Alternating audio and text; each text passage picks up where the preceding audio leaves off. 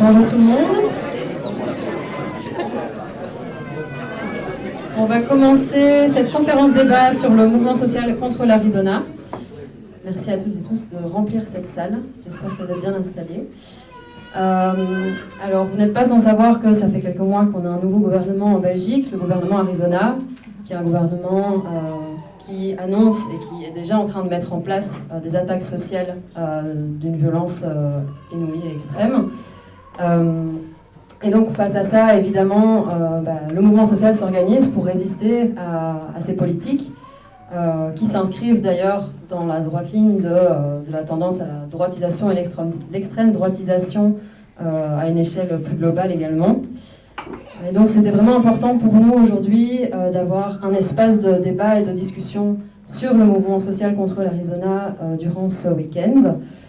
Pour pouvoir dresser le bilan des luttes jusqu'à aujourd'hui qui ont été menées, mais aussi réfléchir ensemble à comment dépasser les limites auxquelles le mouvement fait face, avec quelle stratégie, quelle méthode, et aussi en mettant en avant des perspectives d'une société autre, sociale, éco-socialiste. Et donc, pour discuter de tout ça, on a des intervenantes de grande qualité avec nous.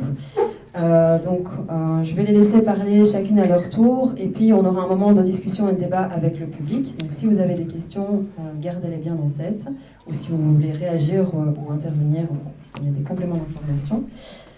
Alors, premièrement, on va écouter Myriam Djegam, qui est secrétaire nationale de la CNE pour le secteur du commerce. Lévi Soli devait être avec nous mais s'excuse pour cause de maladie. Mais donc on va suivre directement avec Célia Ponce, qui est donc déléguée CGSP enseignement, Sophie Merckx, chef de groupe PTB à la Chambre, et Céline Caudron, membre de la direction de la gauche anticapitaliste. Je te laisse commencer, Myriam. Bonjour. Ça va fort. C'est normal? Ok. Merci pour l'invitation. Merci pour la présentation. Moi, ce que je voulais faire avec vous, c'était pas répondre directement à la question. Ça, vous le savez. C'est-à-dire pas être tout de suite dans du pratico-pratique, pragmatique sur le plan d'action par rapport à l'Arizona. Et quelque part, je ne sais pas si je vais être claire, parce que je ne suis pas très claire dans ma tête aujourd'hui, mais j'aimerais en fait partir du contexte général et faire le lien entre ce qui n'est pas fait ou pas suffisamment fait au niveau justement de l'analyse macroéconomique internationale et le plan d'action Arizona. Je pense que si on reste enfermé sur la seule vision de ce qui se passe en Belgique et de ce qui se passe en Belgique aujourd'hui, sans regarder ce qui s'est passé sur je dirais même les 50 dernières années, eh bien on risque de passer à côté de ce qu'il faudrait faire. Ça, c'est mon hypothèse. J'adore débattre après, donc je serai, j'espère, pas trop longue. Et donc pour moi c'est vraiment important de remettre tout dans un contexte économique et historique. Alors voilà, le titre déjà, je décale déjà mon texte. C'est que moi, le lendemain des élections de juin 2024, j'avais presque envie de me flageller en disant putain, excusez-moi, je suis un peu grossière parfois, comme mouvement ouvrier, on n'a pas été à la hauteur, on a abandonné le champ politique et voilà ce qui se passe. Et j'étais pourtant moi je suis investie là-dedans depuis de nombreuses années et tout, donc on a merdé. Mais en même temps, quand on regarde le contexte international, on relativise un peu. On se dit, si on a merdé, on n'est pas tout seul à merder. Hein. Y a beaucoup d'endroits dans le monde où ça tourne un peu comme ça tourne en Belgique. Donc ça, je pense que c'est un élément important. Et donc l'analyse économique, je ne suis pas économiste, mais ce qui apparaît très clairement dès qu'on regarde les chiffres en termes d'écart de richesse, c'est que ça n'a jamais été aussi odieux, inacceptable, énorme. On a passé les limites de l'indépassable, en fait, hein, en termes d'écart de richesse au niveau mondial, mais aussi qui se traduisent au niveau national, et en termes de destruction de l'écosystème, pareil. Donc on est vraiment à un moment, enfin en tout cas c'est mon hypothèse, on est dans un moment de basculement. Et donc la question c'est vers quoi on bascule. Et j'aurais envie, mais bon, ça c'était peut-être ma conclusion, de citer quelqu'un, certains sauront peut-être déjà à qui je pense. Alors, donc hyper concentration du capital, avec la complicité des États. Et là, vous pouvez chaque fois faire le parallèle entre le niveau international, le niveau européen, le niveau belge. Allez, au niveau de la Belgique, on a la dernière grosse lutte, c'est le conflit de l'Est contre une multinationale où le pouvoir des syndicats au niveau national était limité parce qu'on était face à une superpuissante multinationale soutenue par l'État, y compris donc l'État belge. Et quand on regarde aujourd'hui dans l'accord de l'Arizona les baisses de cotisations patronales, les subsides salariaux, les aides aux entreprises de toute forme, on était déjà pas mal dans le genre et on va presque se retrouver avec les entreprises privées qui sont plus financées par nos impôts à toutes et tous que les services publics. Donc là aussi, il y a un fameux basculement.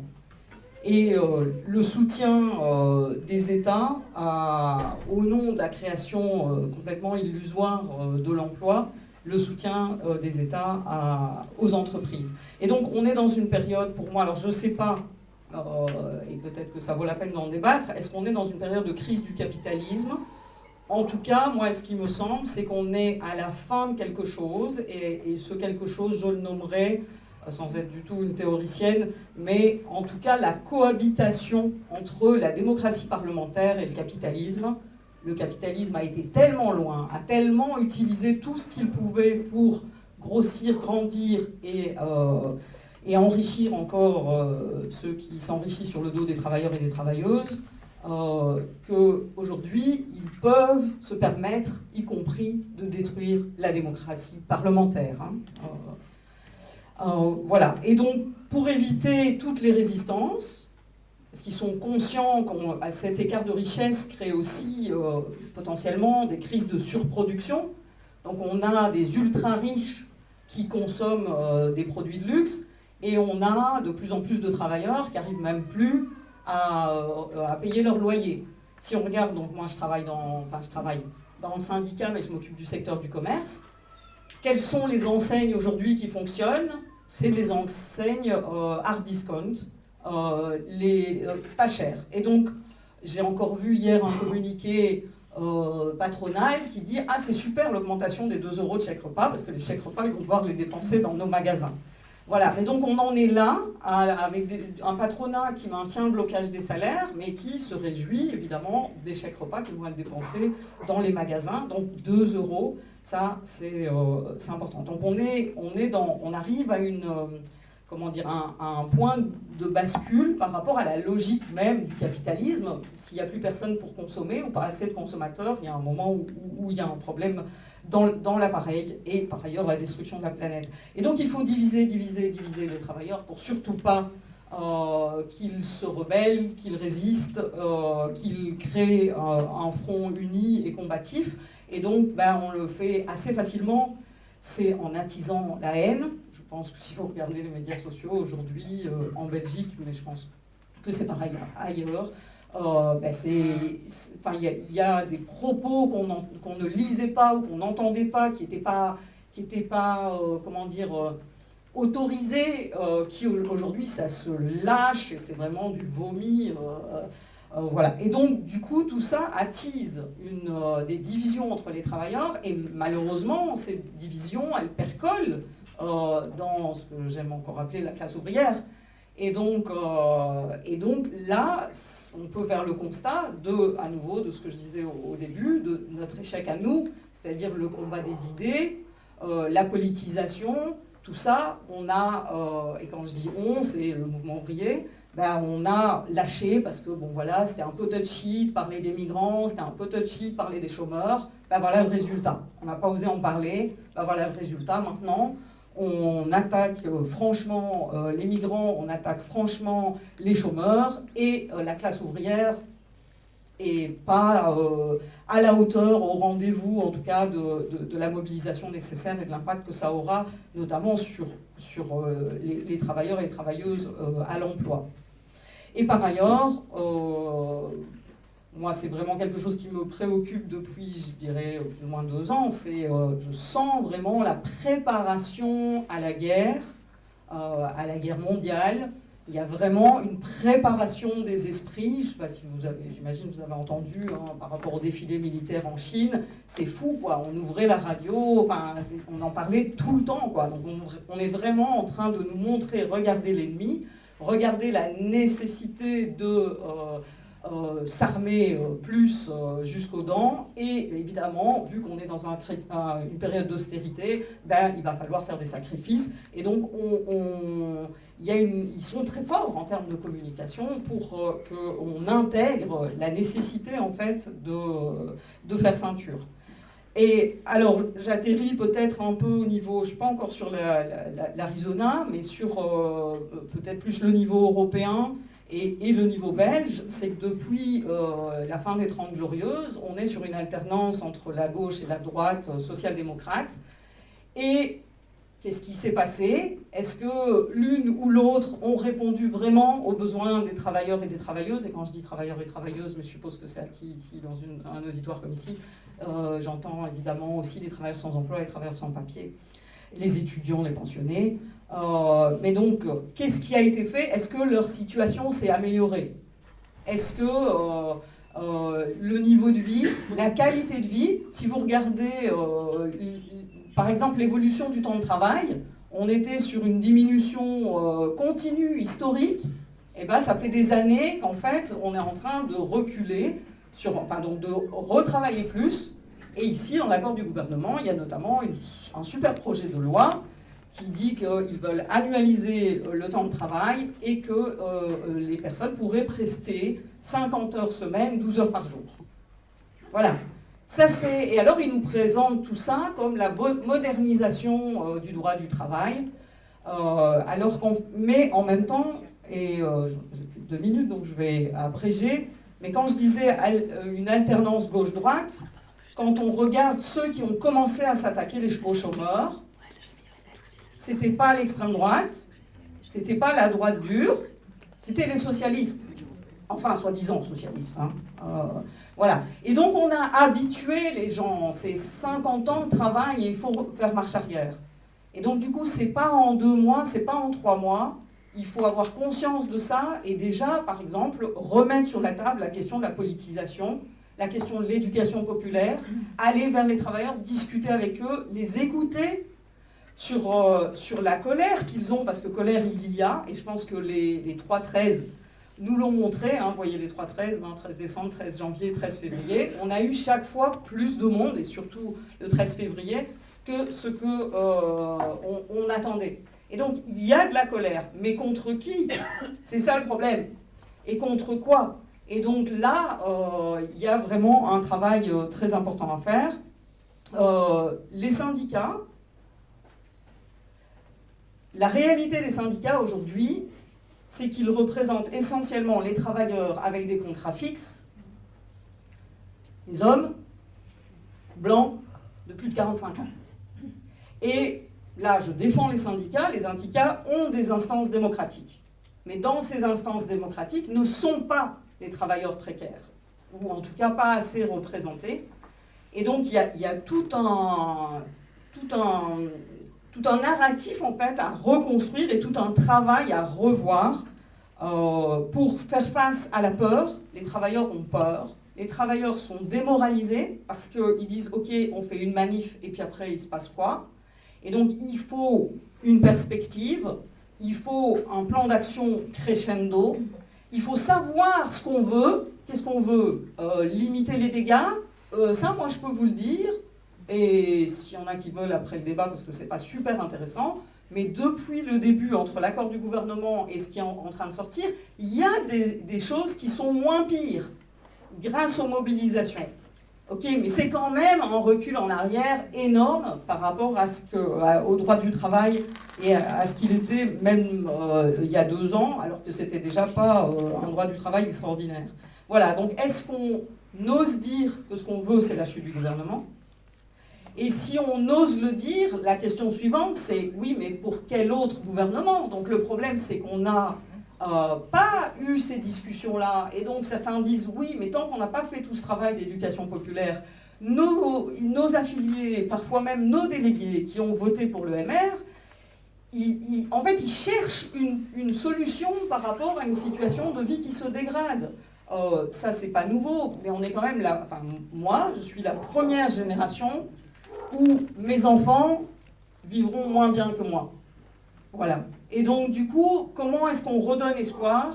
Comment on a des mots d'ordre, mais ça passe par, et ça prend du temps, par l'analyse et la contextualisation.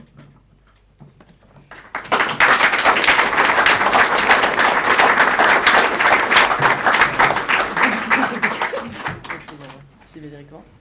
Ah, désolée, j'ai eu l'habitude de me lever pour parler, vieille tradition trotskiste. C'est dur de sortir de toutes les traditions qu'on a. Mais bon, voilà, c'est peut-être parce que je suis prof aussi.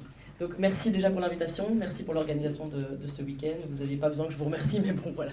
En tout cas, je pense que c'est une réussite et c'est déjà très bien. Camarades, donc vous avez entendu que je suis déléguée, donc ça veut dire que je suis prof et donc représentante de la CGSP enseignement dans mon école. Et vous avez sûrement aussi entendu que notre enseignement est un des plus inégalitaires d'Europe. En effet, on a un enseignement de classe, ce qui n'est pas étonnant dans un système capitaliste, mais ce qui creuse les inégalités déjà existantes dans la société. Le gouvernement précédent, on revient sur ce que Myriam disait, un gouvernement avec le PS comme responsable de l'enseignement avait déjà lancé des attaques contre l'enseignement. Alors là, c'était essentiellement par rapport au contrôle des profs. Vous avez sûrement entendu parler de l'évaluation et tout ça. Je peux rentrer dedans après si ça vous intéresse, mais je pense que les attaques dont je vais parler après vont nous prendre plus de temps. Mais ici, le gouvernement de droite dure de l'Arizona, avec le MR engagé qui sont là pour le coup responsables de l'enseignement, nous attaque forcément encore plus et de plein fouet en tant que service public qui ne permet évidemment pas de faire de profit et qui coûte trop cher à l'État selon eux. Ils veulent créer une école entreprise, ils veulent créer évidemment des élèves qui soient plutôt une marchandise, un système de management comme méthode, des directeurs d'école comme chefs d'entreprise, qui pourront décider de tout et surtout de quel type d'école ils veulent. Et on est de retour dans cette idée de système de classe. Alors de quel type d'attaque on parle de ce gouvernement ? Vous avez sûrement entendu parler de plein de choses. Alors il y a des rumeurs, il y a des fausses rumeurs, il y a des trucs qui sont vrais. Alors effectivement, le qualifiant, vous avez entendu parler du qualifiant qui est lui attaqué en premier. Il y a déjà deux décrets qui ont été votés, hein. Donc il y en a eu un en décembre, il y en a eu un ici en juillet. On aime bien les vacances, il va y en avoir un à la Toussaint parce que c'est des vacances aussi. Donc c'est bien, on ne peut pas trop riposter pendant les vacances. Et donc la réforme du qualifiant, qu'est-ce que c'est ? Il faut savoir que le qualifiant, c'est un enseignement où ne vont pas les enfants des ministres. Hein. Donc voilà, ce sont nos enfants qui vont dedans.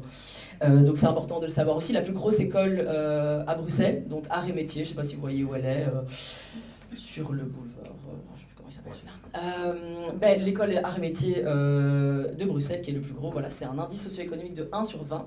Donc les écoles sont classées par des indices socio-économiques qui sont liés au... Alors c'est lié au quartier, c'est lié à la formation, niveau de formation des parents, le niveau des salaires des parents, mais aussi par rapport à l'argent qu'il y a dans le quartier au final, par rapport à tous ceux qui vivent à côté. Et donc un indice socio-économique de 1 sur 20, vous vous doutez que par contre une école à Woluwe ou à Uccle comme de Crolly, c'est 20 sur 20, donc il y a quand même une grosse différence dans la vie des élèves, de comment eux ils vivent, de comment eux, à quel point ils ont à manger, à quel point ils peuvent acheter des fournitures scolaires, à quel point ils peuvent faire des activités. Moi je suis dans une école d'1 sur 20 aussi, donc à Victor Horta à Saint-Gilles, pour ceux qui connaissent un petit peu Bruxelles. Et c'est pas une école où je peux faire ce que je veux comme activité scolaire. Donc c'est vrai que pour des parents parfois, on se dit c'est sûrement le prof qui a pas envie de faire une activité scolaire. Non en fait, parce que mon directeur va me dire les parents pourront pas payer, donc t'as pas le droit d'en organiser une, ça ça ne se fera pas. Les parents n'arriveront pas à payer. Donc, tu es souvent bloqué par ce genre de choses. Et évidemment, après, le reste, ça, ce n'est qu'une sortie scolaire. On peut parler des besoins primaires, comme je viens d'en parler. Mes élèves ne mangent quasiment pas le midi. Ils n'ont pas de perspective d'avenir ou très peu. Et donc, tout ça, ça touche forcément le moral des troupes et ça touche eux en particulier. Et donc je reviens sur la réforme du qualifiant, j'ai fait une petite digression comme Myriam, j'aime bien ça aussi. Ils ont fait quoi? Ils ont déjà supprimé les 7 TQ, alors ce sont des classes avec 2-3 élèves, 4-5 parfois, donc forcément encore une fois ce n'est pas assez rentable puisqu'on parle de rentabilité dans le monde du MR. Et donc on supprime ces classes où il y a très peu d'élèves et on envoie les élèves vers l'enseignement pour adultes parce que si comprends, si tu as 17, 18, 19 ans, bah, tu peux très bien aller dans l'enseignement pour adultes, qui coûte souvent plus cher, qui est souvent plus loin. Parfois, tu risques même de perdre les allocations familiales, ce genre de choses. En tout cas, c'est différent, c'est plus compliqué. Et pour des élèves qui ont sûrement été, ou peut-être vont aller en décrochage scolaire, parce que c'est pas évident de les maintenir dans le système scolaire, bah, finalement, ils iront peut-être pas du tout dans cet enseignement-là. Et c'est pas du tout important pour le MR qui veut plutôt qu'ils travaillent le plus tôt possible dans les boulots que eux ne veulent pas faire et que c'est nos élèves qui vont devoir le faire. La réforme du qualifiant, bon voilà, je ne vais pas rentrer dans le détail, mais c'est effectivement enlever de l'argent au qualifiant, vous avez compris, et dans le futur, ça va être n'avoir des options dans le professionnel aussi, qui vont être que celles qui sont rentables avec assez d'élèves et qui correspondent au marché du travail. Donc pas à est-ce qu'un élève a envie de le faire, est-ce que menuiserie c'est encore sympa, est-ce que tu as envie de faire menuiserie? Non, parce qu'en fait menuiserie ça ne rapporte plus, il n'y a plus de pénurie, voilà, et donc on va éliminer la menuiserie comme option, on ne va pas s'attendre à la garder si finalement il n'y a pas assez de demandes, donc c'est vraiment offre et demande et pas c'est intéressant ou c'est chouette pour les élèves, quoi. Vous avez aussi entendu parler du statut comme grosse attaque. Alors là, je pense que c'est très important parce que finalement, on est un des seuls pays où c'est encore le cas et on est en fait un des seuls métiers où c'est encore le cas, même en Belgique. Mais donc, on a encore un statut de nommé qui nous permettent en fait de nous protéger de tout ce qui est piston. Enfin voilà, on a des classements, c'est pas le directeur qui choisit, c'est pas tiens, est-ce que ta méthode pédagogique me convient ou pas? Ben non, en fait, on est tous sur le normal, a priori sur le même piédestal. Alors forcément, là, je vous parle d'une école, je viens plutôt de l'enseignement qui n'est pas du libre, donc qui n'est pas catholique. Dans le catholique, en fait, on a déjà depuis pas mal d'années des débuts d'écoles entreprises, avec des directeurs qui ont quand même pas mal de pouvoir, qui font des évaluations déjà, en fait, qui ont déjà commencé tout ça. Et qui fait que d'ailleurs le syndicat principal dans le catholique est souvent déjà pour ce genre de réforme, ou en tout cas pas totalement contre, parce qu'ils sont habitués à ce qu'elles soient déjà en place dans leurs écoles. Donc c'est pas forcément pour une question de valeur, mais pour une question de c'est déjà le cas, les directeurs évaluent les profs et c'est eux qui choisissent qui vient ou qui vient pas dans leur école, donc ils voient pas trop où est le problème. Et donc là il va y avoir des contrats individuels pour chaque prof. Contrat individuel, ça veut vraiment dire qu'on est vraiment dans l'idée entreprise, puisque tu vas pouvoir négocier ton petit contrat et on va te rajouter 2 heures en plus, parce que tu comprends, c'est un contrat, donc c'est 2 heures en plus. Ça, c'est les trucs de la ministre avec ses calculs mathématiques de il y a pénurie. Donc, s'il y a pénurie, on va demander à tout le monde, quasiment tout le monde, de travailler 2 heures en plus pour diminuer la pénurie. Évidemment, son calcul n'est pas bon, puisque ça va augmenter les burn-out et ça va augmenter les départs vers le monde extérieur à l'enseignement, et donc forcément il va y avoir encore pénurie. Désolée, je fais déjà des conclusions, mais je pense qu'on peut les faire assez rapidement. Alors, ils se sont rendus compte aussi qu'il y avait, vous savez, ces profs nommés là qui ne travaillent pas temps plein et qui sont payés à rien faire là, hein, vous savez, vraiment ceux qui foutent rien là. Et donc ils ont fait, ça c'est juillet, ils ont fait tout un décret là-dessus sur comment les envoyer ailleurs ces gens, hein, parce qu'il faut quand même qu'ils bossent à fond quoi. Vraiment, ils sont souvent vieux en plus, donc voilà, on va les faire bosser. Et donc en fait, ils ont prévu ce qu'on appelle une réaffectation. Alors ça existait déjà la réaffectation, mais avant, on te réaffectait, c'est-à-dire qu'on te changeait d'école pour quelques heures, hein, pour les heures qui te manquaient, mais on te changeait d'école dans ta fonction. Donc tu étais prof de maths, on te disait tiens, est-ce que tu veux bien être prof de maths pas loin, dans une école pas loin, et généralement tu n'avais pas grand chose à dire et surtout tu comprenais, bon voilà, c'est vrai que j'ai 6 heures en moins parce qu'on a eu une perte d'élèves, je vais aller dans une autre école donner cours de maths pas loin, bon voilà, les gens ils rouspétaient pas trop. Mais là qu'est-ce qu'elle s'est dit la ministre, c'est génial parce qu'il manque plein de profs de néerlandais, donc même le prof de maths il va donner néerlandais maintenant.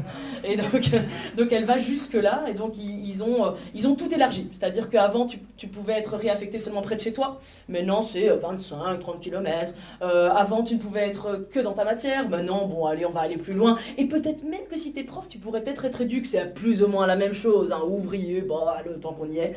Donc voilà, il y a un côté vraiment...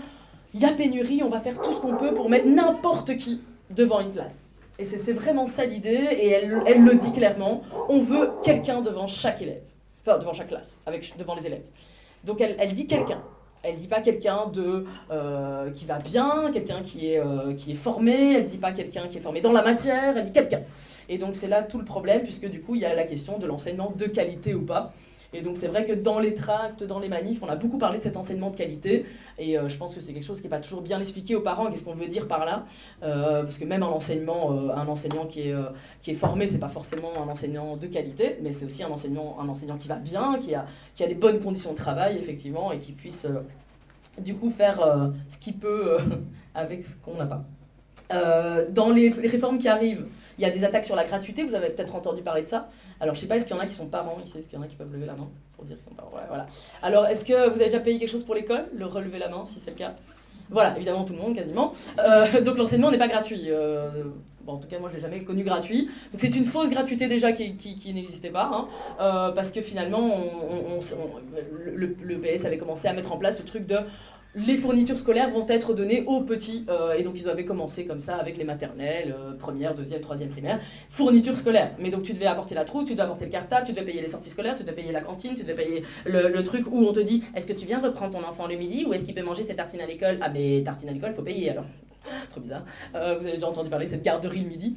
Mais donc du coup forcément, cette gratuité qui n'existe pas, le MR il l'aime pas, hein, parce que c'est le minimum qu'on donnait, ils vont nous l'enlever.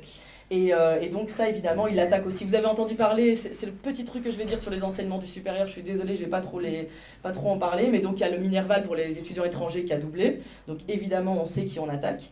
Et alors là, je vais forcément faire un lien avec tout le monde. On est enseignant, donc on est travailleur, et donc forcément on va être touché par la pension à 67 ans aussi. Et vous savez que ça touche ceux qui sont déjà dans le système. Donc nous, on a des profs forcément qui ont 64, qui pensaient partir dans 1 an et qui doivent se retaper 3 ans, mais dans un système qui ne fonctionne plus. Donc en fait, ils sont à bout. Et donc, je vous dis pas l'état des troupes, c'est vraiment horrible. Parlons lutte, parlons perspective. Donc ça fait 3 ans qu'on est en lutte, puisque je vous dis, le PS nous avait déjà attaqué à l'époque. Maintenant, on a intensifié les luttes depuis l'année passée. On a fait plusieurs grèves de 24 heures, grève de 48 heures. On a testé la grève tournante d'1 semaine aussi, on ne sait plus trop quoi tester d'ailleurs. Mais si on parle de perspective de lutte, et là c'est assez personnel, c'est pas tellement la CGSP enseignement qui parle, parce que sinon ils vont m'engueuler, mais personnellement je pense qu'il y a eu un très fort manque d'unité dans ces luttes qu'on a menées. Donc quand je parle d'unité, je parle de tout, c'est-à-dire francophone, néerlandophone, puisque c'est pas un pays qui a le même enseignement partout. Je parle de professeurs de tous les PO, donc les PO c'est pour organisateurs, donc soit d'une école catho, d'une école communale, peu importe. Généralement on est toujours divisé, on est même divisé au sein de la FGTV, donc pour vous dire, dans une école on n'est pas tous affiliés au même syndicat, dans 2 écoles non plus, enfin voilà, c'est un truc de fou. Ça, là, vous faites ça bien au moins, ça c'est déjà bien. Prof-élèves ensemble, prof-parents ensemble, tous les membres d'une école ensemble, parce qu'on n'est pas tous profs dans une école, prof-ouvriers ensemble, généralement on se parle pas, quoi, je veux dire, on n'a pas les mêmes revendications, on se parle pas, enfin c'est quand même dingue. Et donc je pense que ça peut manquer, et c'est un travail à faire, je pense, à partir de demain, d'unifier ces luttes pour qu'on soit en fait plus fort pour pouvoir gagner, évidemment c'est le but.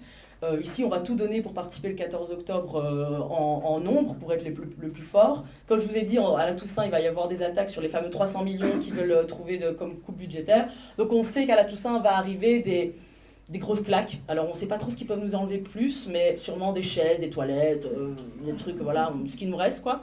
Et donc ça va être des claques qu'on va devoir prendre pour retransformer la colère en organisation et en grève, et on va devoir le faire. Donc il va y avoir des grèves de l'enseignement. Maintenant, moi, j'aimerais bien évidemment que tout le monde participe à ces grèves, et que ce soit des grèves pour un enseignement de qualité, gratuit, accessible à tous. égalitaire, mais avec tous les travailleurs. Parce que je pense que c'est que comme ça qu'on peut gagner. C'est qu'en fait, vous avez levé la main, vous êtes parents, vous êtes anciens élèves, vous êtes futurs parents peut-être. En tout cas, ça nous concerne tous, l'enseignement dans cette société. Donc je pense qu'en fait, on devrait faire tous grève quand l'enseignement est attaqué. Camarades, dernier mot, ne perdons pas espoir, parce que c'est pas évident en ce début de rentrée. En tout cas, je le sens au niveau des profs. Sans nous, ils sont rien. Ils sont rien sans nous. Donc c'est nous la force de ce pays.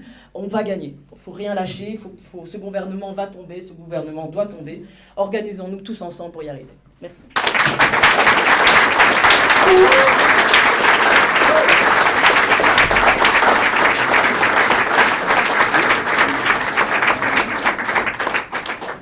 Voilà, donc merci beaucoup aussi pour l'invitation. Donc c'est vrai qu'on a déjà envie de réagir aussi, voilà, envie de parler d'autre chose que peut-être uniquement effectivement le gouvernement Arizona. Quand vous m'avez dit que j'avais 10 minutes, je me suis dit ah c'est beaucoup, et finalement quand j'avais tout écrit j'en avais 15 plus ou moins, mais j'ai essayé de raccourcir. Donc parlons d'abord quelques mots sur le gouvernement Arizona, que j'appellerais plutôt le gouvernement Boucher de Weber-Prévost. Parce que je crois que c'est important de dire ce nom-là, ces noms-là, parce que finalement, Arizona, pour beaucoup de gens, ça parle peut-être pas encore. Nombre de fois que je dois expliquer pourquoi ça s'appelle Arizona, je ne le ferai pas aujourd'hui, parce que c'est Boucher de Weber et Prévost. Donc la première attaque, je crois, qui est d'ampleur, que ce gouvernement organise, c'est une attaque sur nos pensions. Donc là où le gouvernement Michel avait mis l'âge légal de la pension à 67 ans, ce gouvernement-ci veut faire en sorte que tout le monde travaille effectivement jusqu'à 67 ans. Alors qu'on sait que dans énormément de métiers, c'est pas possible, que ce soit les métiers du care, donc les soignants, que ce soit les métiers lourds. Et donc ils veulent, entre autres dans le privé, instaurer le malus pension. Donc ça veut dire que quand vous avez le droit de partir normalement plus tôt, avant vos 67 ans, si vous ne remplissez pas certaines conditions, vous aurez un malus pension, donc une sorte de sanction en pourcentage par rapport aux années. Et donc ça peut aller jusqu'à 300 € de pension en moins si vous vous arrêtez. Et donc on a regardé, on a vu qu'en fait ça concerne une femme sur deux qui aujourd'hui part à la pension. Pourquoi? Parce que c'est elles qui forcément n'ont pas comptabilisé les 35 années de carrière qui sont demandées. On a regardé, on a vu aussi que chez les soignants, un soignant sur deux part avant les 67 ans. Et là-dedans, en fait, si on regarde les chiffres actuels, 1 sur 2 aurait aussi un malus s'il existait aujourd'hui. Ils attaquent bien sûr aussi les pensions, par exemple des profs, et dans le public, ça concerne aussi des centaines d'euros. Et tout ce qui est acquis, de pouvoir partir plus tôt, par exemple pour les cheminots, voilà, donc ça aussi c'est grandement attaqué. La deuxième attaque, elle est sur nos salaires et nos horaires de travail. Myriam en a déjà parlé. Et donc en fait, là effectivement, on veut surtout s'attaquer aux primes de nuit, au fait de payer des heures supplémentaires plus que normal, s'attaquer aux salaires. Et donc à côté du blocage des salaires, les gens vont devoir travailler de plus en plus pour avoir le même salaire finalement. Et on veut effectivement remettre en cause, par exemple, un acquis social pour lequel on s'est battu, c'est que le travail de nuit dans la loi, c'est interdit normalement. Donc toutes les conventions collectives se basent sur cette interdiction, et du coup il y a des exceptions qui fait que vous avez des primes, que vous avez que certaines conditions dans lesquelles c'est possible que ça se fait. Mais donc ils veulent enlever cette interdiction carrément de la loi. Là, j'ai fait que 2 points socio-économiques, il y en a encore plus, mais il me semble que c'est les plus importants. Mais c'est aussi un gouvernement qui a 2 autres aspects qui sont importants. C'est un gouvernement, et on en a déjà parlé, qui va vers une escalade militaire dans le monde, qui a décidé d'investir là où on nous dit qu'il n'y a pas d'argent pour payer les pensions, mais qui a trouvé sur quelques semaines de temps 34 milliards à investir dans les 10 années qui viennent. Donc ils veulent vraiment faire en sorte que nos pensions s'envolent avec les F-35. Et voilà, c'est pas vraiment le débat aujourd'hui, mais en tout cas, nous, on pense aussi que c'est pas du tout l'escalade militaire qui va amener la paix, c'est bien le contraire. Et les images, effectivement, du défilé militaire, etc., en Chine, nous montrent ça encore. Et puis, c'est aussi, les gouvernements font face à de la résistance, donc du coup, ils ont besoin de museler cette résistance On a vu ça, par exemple, dans le conflit de Deleuze aussi. Et donc, c'est aussi un gouvernement qui veut s'attaquer à nos droits démocratiques et qui revient avec des projets de loi tels que interdire des organisations. Hein. Vous avez parlé tantôt de Code Rouge. Donc, quelqu'un comme Hannuna de Wever qui se retrouve sur la liste de terroristes dans ce pays. Je veux dire, il y a... Voilà, donc là, vraiment, il y a aussi vraiment un projet antidémocratique. Puis, ce gouvernement a quelques points forts. Ils utilisent vraiment le diviser pour mieux régner. Ils utilisent donc, diviser celui qui est né ici contre celui qui n'est pas né ici, celui qui travaille dans le public contre celui qui travaille dans le privé, les vieux contre les jeunes, hein, parce que, soi-disant, voilà, c'est ceux qui veulent partir à la retraite qui vont hypothéquer la jeunesse. Ils utilisent aussi, bien sûr, le pessimisme et l'idée qu'il n'y a pas d'alternative. Mais d'un autre côté, ce gouvernement, et ça a été dit aussi, a déjà eu, et les témoignages qu'on a entendus, dû faire face à pas mal de résistance. Donc, il est en place depuis le mois de février, et donc que ce soit au niveau du gouvernement wallon, mais ici, je me focaliserai plus sur le fédéral. On a eu la manif du 13 janvier, 35 000, après 100 000, le 13 février, puis il y a eu la grève générale, il y a eu des actions dans les villes, il y a eu une grande manif du non-marchand aussi le 22 mai, et le 25 juin, on était de nouveau 35 000. Et à côté de ça, il y a eu les mobilisations des enseignants, mais aussi dans les transports, dans le commerce, dans les aéroports, dans les communes, par exemple aussi. Nous, le conseil communal de Charleroi, il faut venir vivre ça, mais chaque mois, depuis le nouveau gouvernement, il y a des mobilisations en cours. Et donc ça montre en quelque sorte que ce gouvernement, malgré ce qu'il veut nous faire croire, ce n'est pas du tout le gouvernement de celles et ceux qui font tourner le pays, mais c'est bel et bien le gouvernement des ultra-riches. Et si je veux faire passer un message, c'est aussi qu'ils sont plus faibles qu'ils n'ont l'air, et je crois que c'est le message qu'on doit faire passer. Et effectivement, il y a déjà eu des avancées depuis les luttes. Par exemple, on ne voulait pas prendre en compte le chômage économique comme une journée de travail pour la pension, donc ils sont revenus là-dessus, sont revenus aussi par exemple sur certains crédits en fin de carrière qui continuent à être abordés. Et donc effectivement, de ce dont nous avons besoin aujourd'hui, c'est un mouvement large contre les plans de ce gouvernement. Et alors, si je peux donner quelques idées de comment s'y prendre, comment faire, je crois que la première idée qu'on doit pouvoir faire passer, c'est que des victoires sont possibles. Et je ne vais pas retourner jusque dans les lointaines années, mais je pense qu'il faut qu'on se rappelle les victoires que nous avons obtenues les dernières années. Et je pense par exemple à la pension à points. Je ne sais pas s'il y en a qui se rappellent encore. Le gouvernement Michel voulait en fait instaurer une pension à points. Et finalement, grâce à la mobilisation, ils n'y sont pas arrivés. On a obtenu par exemple le fonds blouse blanche et plus de moyens dans le non-marchand. On a obtenu aussi le fait que la TVA sur les gaz et l'électricité est passée de 21 à 6%.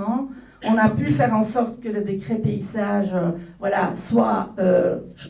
qu'un changement de vote est intervenu, qui a permis de sauver pas mal d'enfants. Et puis, une victoire importante, c'était aussi celle, pour ceux qui se rappellent et qui étaient là, il y a 2 ans, contre la loi qui prévoyait l'interdiction de manifester.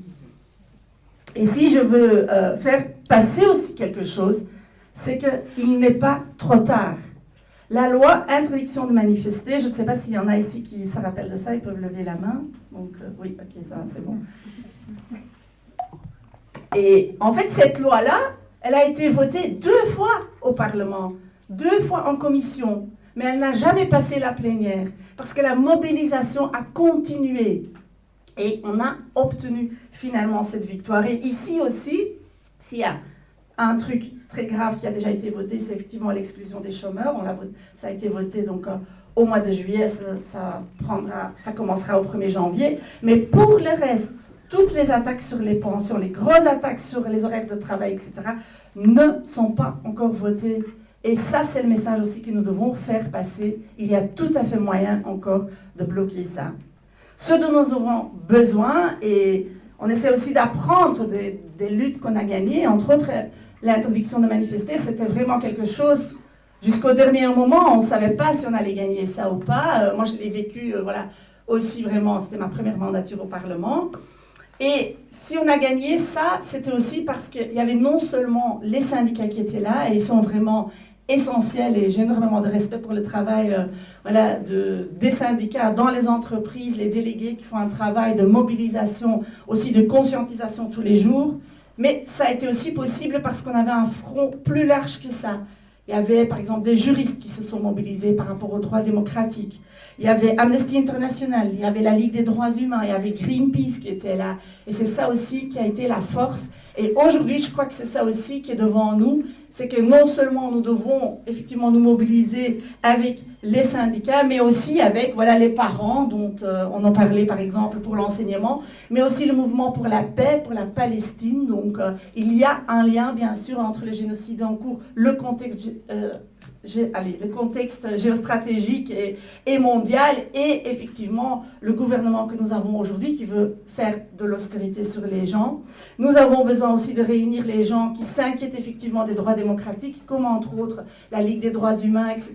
Et plein de juristes qui aujourd'hui sont très inquiets aussi, par exemple, du fait qu'on s'en prend à l'état de droit de plus en plus. Allez, pour ce qui existe, bien sûr, l'état de droit, c'est encore un autre débat, mais je veux dire, il y a quand même quelques éléments où on voit que le gouvernement prend de plus en plus de pouvoir par rapport à la justice, par exemple, le monde culturel aussi, le monde associatif, etc., etc., etc. C'est très important de les rassembler tous. Je pense aussi, s'il faut faire passer un mot, et ça a été le cas aussi dans la victoire sur l'interdiction de manifester, c'est que toute action est bon. Il n'y a pas une méthode d'action bien précise qui est bon. Je veux dire, on peut faire des cartes blanches, des pétitions, des actions sur les réseaux sociaux, des trucs hyper créatifs, jusqu'à effectivement les grèves et les grandes manifestations qui sont possibles. Alors, ce que nous devons faire aussi, je pense, c'est expliquer aux gens ce qui va leur arriver. Parce que pour beaucoup de gens, ça reste très vague, ça reste comme quelque chose, oui, qui arrive, mais je crois qu'il faut être concret et pouvoir expliquer aux gens ce qui va leur arriver. Et on doit pouvoir expliquer les mesures de manière concrète, mieux que le ministre, et on doit montrer aussi qu'il y a des choix alternatifs qui sont possibles. Et par exemple, avec le PTB, ici, maintenant en néerlandais, fin octobre en français, on va sortir un livre de notre spécialiste des pensions, Kim de Witt, qui décortique non seulement toutes les mesures qui vont être prises, mais qui va aussi analyser qu'une alternative est possible, et non, ce n'est pas nécessaire aujourd'hui de couper dans les pensions. On peut tout à fait payer ça. Donc nous devons être concrets vis-à-vis des gens, et nous devons essayer de les convaincre. Et ça, c'est pas toujours évident. Il faut pouvoir expliquer effectivement à un travailleur que c'est pas le chômeur qui est à la base de son malheur, et que si aujourd'hui on va exclure 180 000 chômeurs de leur droit au chômage, c'est pour s'en prendre à l'ensemble des travailleurs, et c'est le terrain qui se prépare pour après effectivement faire en sorte que les gens acceptent n'importe quel travail sous n'importe quelle condition. Et donc voilà, avec tout ça, j'espère que je vous ai donné quelques pistes pour donner espoir, parce que je crois qu'on doit donner espoir aux gens, on doit combattre le pessimisme. On dit parfois que l'arme, que la bourgeoisie, la plus fatale qu'elle a, c'est de faire en sorte, ce que nous pensons, d'essayer d'influencer ce que nous pensons. Nous avons besoin de donner espoir aux gens, et ainsi nous pourrions faire du 14 octobre un rassemblement large qui réunit non seulement le mouvement contre l'attaque de nos acquis sociaux, mais aussi pour la paix, pour les droits démocratiques. Et ainsi, le 14 octobre n'est pas une fin, mais un début. Et ensemble, ainsi, nous pourrions faire reculer ce gouvernement.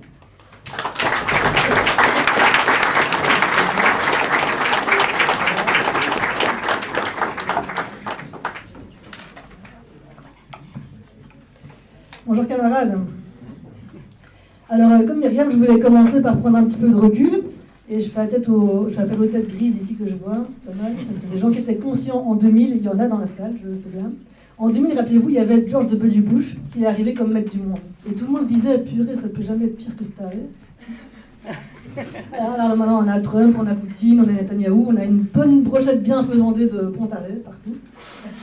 Au niveau de l'Europe, on avait déjà l'Europe du capital, l'Europe de Frontex, l'Europe du pacte budgétaire. Et bien maintenant, avec l'extrême droite dans des gouvernements de 4 pays sur les 27 et qui ne vaut pas de la porte des autres pays, on a une Europe qui devient de plus en plus une Europe de fachos.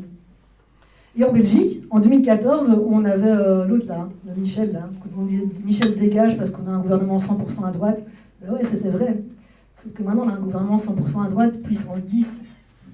Entre-temps, on a eu la Vivaldi, où il y a eu PS et Écolo qui sont venus dedans, mais ça n'a pas trop changé les choses, parce qu'ils ont fait que rajouter les traverses à la voie ferrée qui était déjà bien dressée là, parce qu'avec la Vivaldi, il y a quand même eu un durcissement de la politique migratoire, un gel de l'IVG, un gel des salaires, une prolongation du nucléaire, une criminalisation des mouvements sociaux, tout ça a continué.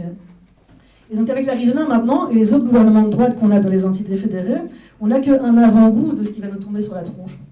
Clark Gable, il a bien dit, hein, la réforme du chômage, c'est que le début. En effet, c'est que le début. Le prétexte qu'ils prennent, c'est l'assainissement budgétaire, et on sait bien que le déficit va continuer à se creuser. La Boucher, il vient de dire qu'il faut encore trouver 20 milliards.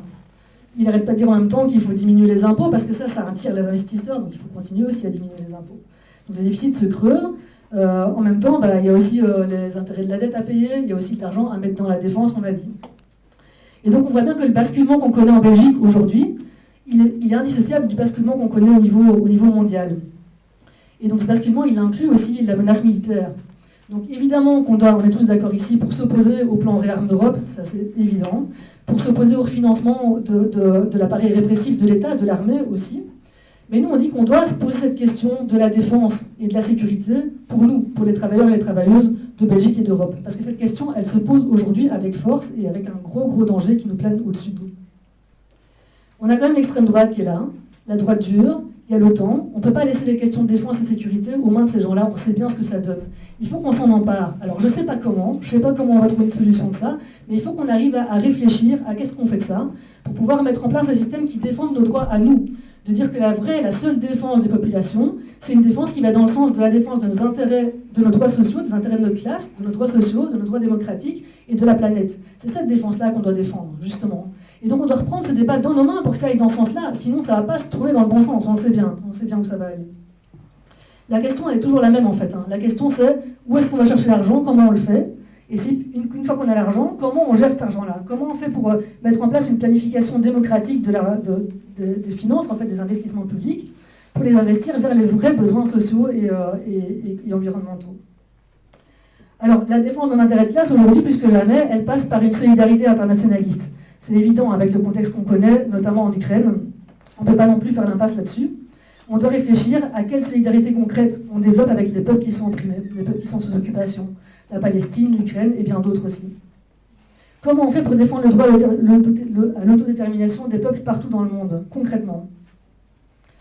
Alors bon, voilà, pour le moment, ils sont en train de nous faire mordre la poussière à notre camp social, pour enrichir les actionnaires, pour que Franken y joue avec ses F-35, là. L'Arizona a des priorités qui choquent. Évidemment que c'est choquant de voir qu'ils mettent de l'argent dans l'armée et pas dans le reste. Mais en fait, c'est les priorités de la droite dure, c'est pas une surprise. Le carcan budgétaire européen, on sait bien que c'est un leurre, c'est un prétexte en fait. Leur vrai objectif de tous ces gouvernements, c'est un gouvernement de patrons, leur objectif c'est de nous faire changer de paradigme, de nous faire abandonner notre modèle social, de casser nos conquis sociaux et de nous faire retrouver dans une planète qui s'enfonce de plus en plus dans un monde injuste, dévasté. Et donc comme d'habitude, les premières lignes qui vont être dévastées, les premières lignes qui vont être fusillées par tout ça, et celles qu'on doit prendre à bras-le-corps et qu'on n'a peut-être pas assez fait jusque maintenant, c'est tous les précaires. Les jeunes, les personnes racisées, sexisées. Tous les reculs sociaux, on sait bien qu'ils vont impacter les femmes en premier lieu. Parce qu'on est 60% des malades de longue durée, parce qu'on prend encore majoritairement en charge les enfants, parce qu'on a les métiers aussi les plus pénibles, notamment dans certains secteurs comme le commerce, le nettoyage, etc. L'accord de Pâques, il s'est aussi attaqué directement, les premiers ciblés, c'était aussi les migrants. Donc il y a eu un renforcement des politiques migratoires, encore une fois, donc avec un durcissement des conditions de regroupement familial, le droit d'asile qui est aussi remis en question, les conditions d'accès à la nationalité. En fait, dans le plan de Hugo de l'Arizona, c'est le programme du Vlaams-Blok des années 90. Un programme sur lequel Vlaams-Blok a été... on a dit que c'était un programme raciste, il a été interdit à cause de ça, il a dû changer de nom, il s'appelait Vance Belang en gardant le même programme. Mais bon, le programme du Vlaams-Blok, on le retrouve chez l'Arizona aujourd'hui. Et donc si rien ne change dans cette lancée-là, on va se retrouver avec une armée de des sans-emploi, des sans-logement, des sans-papiers, des sans-droits. Et comme si ça ne suffisait pas, l'Arizona a décidé de faire un cadastre des pauvres. Vous avez entendu ça aussi, avec voir où est-ce qu'elles sont les allocations pour plafonner les allocations. Parce que bien sûr, c'est ça qui va sauver les finances de l'État. Un cadastre des fortunes, peut-être, ne sera pas trop utile dans leur conception à eux. Pourtant, bon, si on s'en donnait les moyens, on pourrait, au hasard, faire un impôt exceptionnel et substantiel et progressif sur les 10% les plus riches. ça ramènerait 120 milliards selon les calculs de CGSP. Donc l'argent, il est là. Mais au lieu de ça, l'armée des pauvres va encore grossir. Et l'État, qu'est-ce qu'il fait? Il continue à compter sur le secteur non marchand, le secteur associatif, pour penser les plaies. Le non marchand associatif, c'est aussi un secteur qui est attaqué par l'Arizona et les entités fédérales. Donc les subventions sont diminuées ou elles sont gelées. Il y a aussi une déduction des impôts sur les dons qu'on peut faire aux associations. Et donc les assos, on va leur demander de mettre des plaies sur des hémorragies, en fait, alors que les gens, ça devient vraiment vital maintenant que les assos puissent intervenir à leur côté, puisqu'il n'y a plus rien d'autre, en fait. Le non-marchand bruxellois, c'est un secteur qui est encore plus dans la merde, puisqu'il n'y a pas de gouvernement à Bruxelles. Et donc à Bruxelles, l'associatif non-marchand, donc c'est la santé, c'est les crèches, c'est l'aide aux personnes, c'est le socio-culturel. Ça représente 100 000 travailleurs, 27% de l'emploi bruxellois. Pour le moment, leurs trésoreries sont à sec, parce qu'ils reçoivent leurs subsides au compte-gouttes. Et donc qu'est-ce qui se passe? C'est des emplois qui sautent, c'est des travailleurs, des travailleuses qui sont encore plus sous pression, et des usagers qui perdent les services qu'on leur offre. Alors en plus des politiques antisociales, racistes, sexistes, le gouvernement de droite, il mène aussi des politiques qui sont vraiment écocidaires. Donc Claire Rinval, vous avez entendu qu'il a lâché il n'y a pas longtemps qu'il faudrait faire une pause climatique pour sauver l'industrie. Donc il trouve que les politiques environnementales, elles sont allées trop loin et trop vite. Ben ouais, elles sont allées tellement vite et tellement loin qu'en fait, il y a plus d'1 million d'hectares qui sont partis en fumée cette année. C'est un nouveau record depuis 2017. Il y a plus de 400 000 personnes qui ont été sinistrées par les inondations en 2024. C'est aussi un nouveau record depuis 2013. Bon, évidemment, c'est encore pire ailleurs dans le monde. Ici, je parle que de l'Europe. Et donc cet été 2025, ça a été le plus chaud jamais enregistré, alors que l'OMS estime que tous les ans, 175 000 personnes meurent à cause des fortes chaleurs, rien qu'en Europe, encore une fois. Alors, heureusement, on a un ministre engagé au fédéral, Jean-Marc Cruc. Non, Jean-Luc, pas Jean-Marc. Pardon, Jean-Luc. Donc Jean-Luc Cruc, lui, il fait... Oui, c'est vrai, c'était l'autre. Donc Cruc, il fait un peu dans la nuance, parce que c'est un engagé, donc il nuance un petit peu. Il dit que son collègue, c'est vraiment un climato-sceptique, c'est pas bien. Et donc lui, qu'est-ce qu'il fait, Cruc? Lui, il fait un plan national énergie-climat. Voilà, comme ça. Et donc en fait, ça revient un peu au même que le mec sur pause. Parce que dans son plan, il n'y a rien, en fait. Il n'y a que dalle. Il y a juste des propositions, évidemment, d'incitants fiscaux, en fait, notamment des nouveaux cadeaux aux entreprises. Mais il n'y a toujours rien pour interdire les PFAS, par exemple, qui sont des polluants éternels qui nous bouffent notre santé et qui vont continuer à le faire tant qu'on ne les interdit pas et tant qu'on n'essaie pas de résoudre ce problème-là. Il n'y a rien dans son plan. Un truc où ils ne mettent pas en pause, c'est le nucléaire. Par contre, là, ils ont décidé de le réactiver, puisque là, on vient d'abroger la loi de 2003 sur la sortie du nucléaire. Ça veut dire qu'on va permettre d'autoriser des nouvelles constructions de centrales nucléaires, avec l'abstention du PS et du PTB aussi, notamment. Et donc, à côté de ça, Cruc, il n'a toujours pas de solution non plus pour qu'est-ce qu'on fait avec les déchets du nucléaire. On continue et on a des déchets qui nous polluent et on ne sait pas ce qu'on en fait. Sous la Vivaldi, il y avait déjà la décision de prolonger les centrales de 10 ans. Donc, écolo eux-mêmes, ils s'étaient tiré une balle dans le pied sur la loi qu'ils avaient eux-mêmes initiée 20 ans plus tôt. Et l'Arizona va encore plus loin. Du coup, le MR est tout content. Le MR, il dit « On a ouvert la voie à une politique énergétique responsable, ambitieuse et tournée vers l'avenir. » Et donc les pauses climatiques, on en fait aussi dans les autres régions. Donc en Wallonie, la ministre Neven, elle mise tout sur une super pause paperasse. Attention, attention, parce que ça va être plus simple d'introduire des primes à la rénovation maintenant en Wallonie. C'est cool, sauf que les primes à la rénovation, ils ont aussi été réduites. Voilà. Et puis encore une fois, il n'y a que ça. Et du côté flamand, ils visent ambitieusement une réduction de 30% des émissions de gaz à effet de serre jusqu'en 2030. Alors que normalement en Belgique, on doit atteindre les 50%, et encore comme ça, on n'est pas trop avancé. Donc on voit que partout, à tous les niveaux des entités fédérées, au niveau du fédéral, on a des programmes climatiques qui sont vraiment, c'est de la balle, on est vraiment accordé avec l'urgence climatique. Alors donc on a une déferlante réactionnaire sur tous les fronts qui nous assomme, ça c'est clair. Donc il y a un certain effarement, il y a une certaine peur aussi qui est là, et puis c'est vrai, il y a aussi une certaine résignation qui est en train de s'installer maintenant. Par contre, la colère, elle est toujours là, elle est là depuis le début. Depuis même avant les accords gouvernementaux, il y avait des secteurs qui se mobilisaient déjà. Les syndicats, ils étaient poussés aussi par leur base pour mobiliser un petit peu, quand même. Il y avait les 13 du mois, on en a parlé. Et puis en même temps qu'il y avait les 13 du mois, il y avait des mobilisations sectorielles qui continuaient dans différents secteurs. Il y a aussi des mobilisations féministes, écologistes, antiracistes qui continuent à se faire sur le côté. C'était un petit peu chacun dans son coin. Alors qu'en Belgique, il y a l'Arizona qui est là-dessus, je parlais des syndicats, mais en fait non. Les syndicats qui ont un potentiel de pouvoir rassembler massivement en fait, les travailleurs et les travailleuses de Belgique, mais qui ne le font pas. Le plan d'action sérieux du syndicat, il n'est jamais vraiment arrivé. On attend qu'on se retrouve à la table de concertation, alors qu'on sait bien que la concertation est morte, ils ne veulent plus négocier les patrons, ils veulent juste foncer, et c'est tout, et le gouvernement fait ce que les patrons disent. C'est mortifère de mobiliser sur la défensive, en espérant limiter la casse, en espérant que ça passe. Parce que ça ne passera pas tout seul. Parce que même si on attend les élections de 2029, on n'est même pas sûr que ça s'améliore. Parce que qu'est-ce qu'on va avoir après en 2029? Et de toute façon, d'ici là, il y aura du sang qui aura coulé. Et donc, on ne peut plus attendre maintenant. On ne peut plus rester sur la défensive. On doit arriver à construire une résistance contre l'Arizona, une résistance sur le terrain des luttes sociales, évidemment, des luttes qui soient unitaires et qui convergent, on l'a dit plusieurs fois. Mais aussi, on doit imaginer une alternative politique pour après. Pour qu'est-ce qu'on veut? On doit se donner une perspective. Si on n'a pas de perspective, on ne sait pas avancer. On doit réfléchir ensemble et maintenant à cette alternative politique. Il faut le faire tout de suite. On ne doit pas attendre les mobilisations pour le faire, ça doit se faire en même temps. Bon, alors, ces choses-là, ce n'est pas facile, évidemment, à réfléchir et à penser. Mais on est persuadé qu'on doit le faire maintenant parce que ça ne marchera pas tout seul. Le gouvernement, on y a cru, leur crisette, le crisette sur la plus-value, sur Gaza aussi, puisque Prévost a dit qu'il allait bloquer les dossiers si ça n'avançait pas sur Gaza. Ces crisettes, elles ont fait plouf, ça n'a rien changé non plus. Gaza, on a eu un merveilleux accord de compromis à la belge. On a une superbe position bien modérée sur une reconnaissance conditionnée, alors qu'en même temps, il y a une guerre génocidaire qui est là depuis 2 ans, et que face à un État d'extrême droite comme on a avec l'État sioniste, il faut prendre des mesures beaucoup plus radicales. Il faut oser faire ce qu'on ne fait pas depuis des années, ce que la Vivaldi n'a jamais fait, d'ailleurs, par ailleurs, avec le PS et l'écolo au pouvoir aussi. On va pouvoir prendre des vraies sanctions contre Israël. Il faut arrêter les soutiens financiers, faire un embargo économique, militaire, politique, jusqu'à la fin de l'apartheid. La vie de milliers d'enfants et de peuples entiers, ça ne se conditionne pas.